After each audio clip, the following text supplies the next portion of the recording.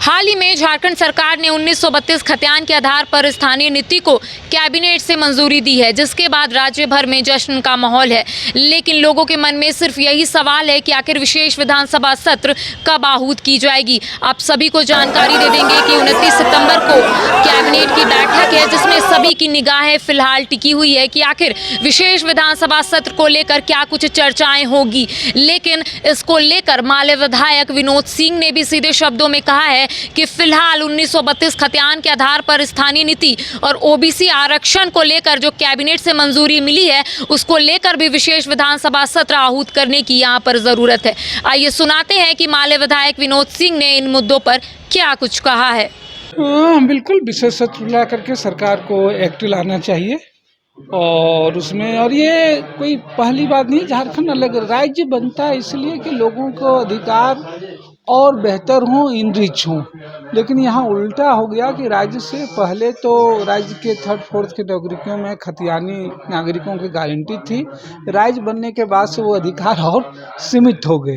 इसलिए ये लोगों की खतियान आधारित जो है नियोजन नीति बने, तृतीय चतुर्थ श्रेणी में लोगों को प्राथमिकता मिले, लंबे समय से मांग रही है, इसलिए सरकार इसको बाकायदा कानून कर। आपको कोई सूचना है कि विशेष सत्र को लेकर? अभी तक तो कोई सूचना नहीं है, लेकिन हमारी मांग हो कि सरकार जल्द करे।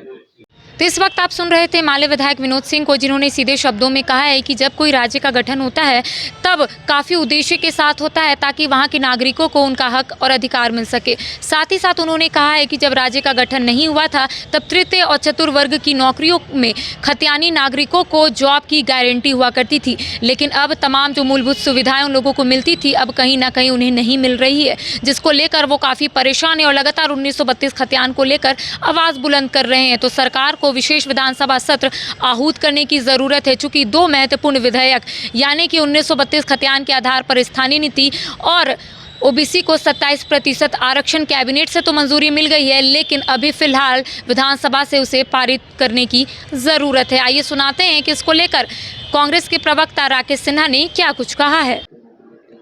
देखिए, सरकार ने पूरी प्रतिबद्धता के साथ 1932 और ओबीसी आरक्षण दोनों लाया है, कैबिनेट से इसकी मंजूरी मिली, तो स्वाभाविक तौर पे विशेष सत्र आहूत करके सरकार इस पे चर्चा भी करवाना चाहती है। जब चर्चा होगी तो उससे रिजल्ट निकलेगा, और जब रिजल्ट निकलेगा तो जो भ्रम की स्थिति भारतीय जनता पार्टी इन दोनों मामलों पर राज्य की जनता के समक्ष फैलाई हुई है, वो भ्रम की स्थिति भी दूर हो जाएगी। तो हमें लगता है कि सरकार का ये एक अच्छा पहल भी है। तो इस वक्त आप सुन रहे थे कांग्रेस के प्रवक्ता राकेश सिन्हा को, जिन्होंने सीधे शब्दों में कहा है कि सरकार प्रतिबद्धता के साथ तमाम फैसले ले रही है।